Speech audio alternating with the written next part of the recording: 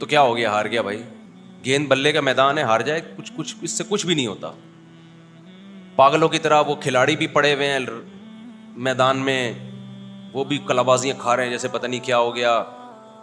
तो हमें तो ना जीतने की कोई खास खुशी होती है, ना हारने पर कोई खास बोलो गम होता है। खेल है यार, खेल को खेल समझो। तो यहां तो मैं हंस रहा हूं, आपको क्या पता मैं बंद कमरे में कितना रोया हूंगा जाके। मैं क्रिकेट मैच देखता नहीं हूं, इत्तलात मिल जाती हैं। 2 मिनट की बात करके अपने टॉपिक पे चलूंगा, क्योंकि ये भी टेंशन बहुत हो रही है लोगों को, पाकिस्तान हार गया, पाकिस्तान हार गया, पाकिस्तान हार गया। तो क्या हो गया, हार गया भाई। गेंद बल्ले का मैदान है, हार जाए कुछ कुछ इससे कुछ भी नहीं होता। पागलों की तरह वो खिलाड़ी भी पड़े हुए हैं मैदान में, वो भी कलाबाजियां खा रहे हैं जैसे पता नहीं क्या हो गया। तो हमें तो ना जीतने की कोई खास खुशी होती है, ना हारने पर कोई खास बोलो गम होता है। खेल है यार, खेल को खेल समझो। वो पागल है, तुम थोड़ी पागल हो।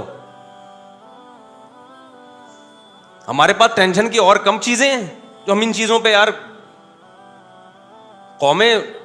खेल है ना, खेल, इसमें हार भी होता है, थोड़ा सा खुशी हो जाए, जीत गया है भाई, जीत गया तो थोड़ा हा हा वो बस खत्म। इससे ज्यादा खेलों पे खुशी मनाना ये आपके पागल होने की अलामत है। खेल है, खेल है। लोग कहते हैं कौमों की तकदीरें बदल रही हैं तकदीरें, लेकिन बेवकूफों की तकदीरें बदल रही हैं इससे।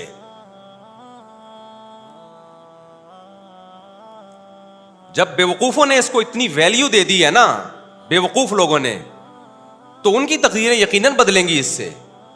लेकिन अक्लमंदों की सेहत पे इससे कोई फर्क बोलो नहीं पड़ता। आप साइंस टेक्नोलॉजी के मैदान में हार गए हो, इस पे रोते हुए अच्छे लगते हो। आप मैदान जंग में हार जाओ, इस पे रोते हुए अच्छे लगते हो।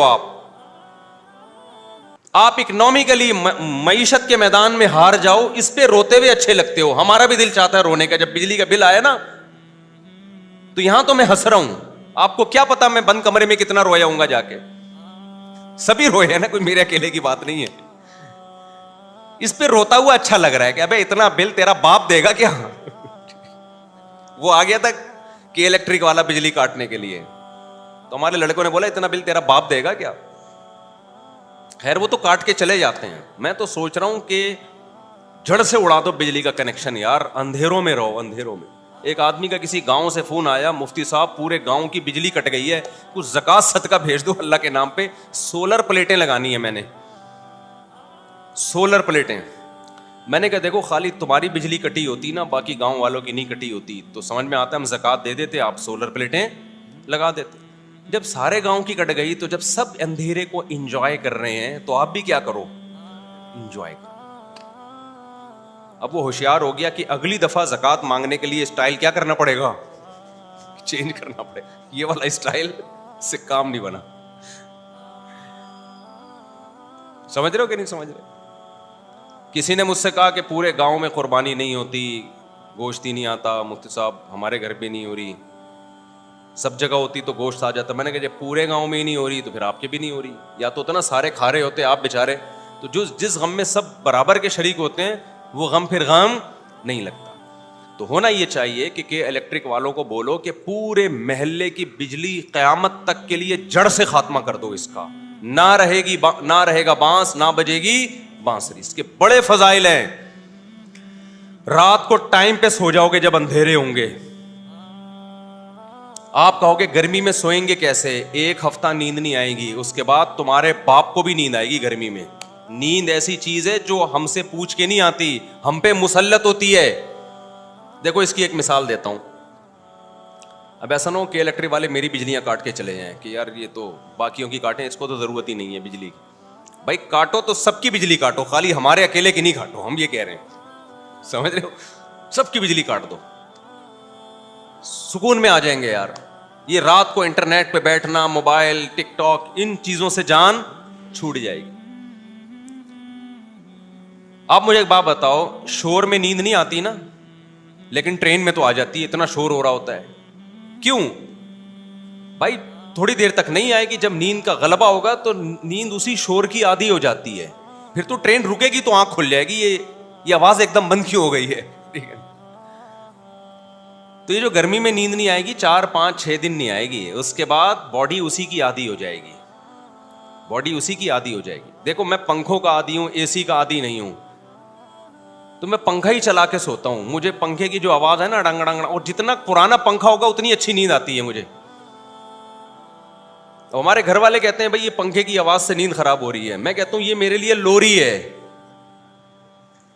और जितना पुराना पंखा होता है मुझे नींद उतनी अच्छी आती है, क्योंकि अच्छा पंखा होगा उसमें आवाज कम होगी। पुराना पंखा डंग डंग डंग डंग ऐसे आवाज आ रही थी, डंग डंग डंग, वो पुराना जमाना मुझे याद आता है यार। वंस अपॉन अ टाइम इस तरह के पंखे हुआ करते थे।